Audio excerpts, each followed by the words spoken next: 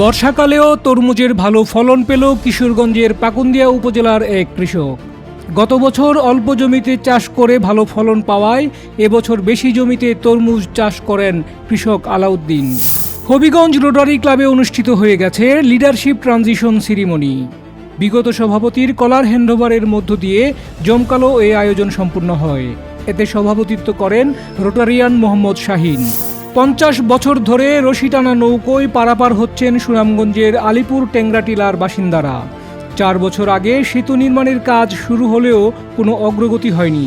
মুমূর্ষ রোগী, শিক্ষার্থী ও সাধারণ মানুষের দুর্ভোগ বেড়েই চলেছে। গত কয়েক মাস ধরে অস্বাভাবিক বিদ্যুৎ বিলে অতিষ্ঠ মৌলভীবাজারের কমলগঞ্জ উপজেলার গ্রাহকরা। দফায় দফায় বিল সংশোধন করতে গিয়েও মেলেনি কোনো প্রতিকার। দিন দিন গ্রাহকদের মধ্যে বাড়ছে অসন্তোষ। নেত্রকোনার দুর্গাপুর উপজেলার ভবানীপুর সীমান্তে পাওয়া গেছে এক অবিস্ফোরিত মর্টার। সীমান্তবর্তী খালে মাছ ধরতে গিয়ে শিশুরা এটি কুড়িয়ে পেলে পরে তা বিজিবিকে হস্তান্তর করা হয়। বিজিবি সূত্রে এ খবর জানা গেছে। সুপ্রিয় দর্শক, এখনকার মতো এই ছিল হাওরের সর্বশেষ খবর। হাওরের সবশেষ খবর জানতে চোখ রাখুন হাওর কণ্ঠের ওয়েবসাইট, ইউটিউব চ্যানেল এবং ফেসবুক পেজে।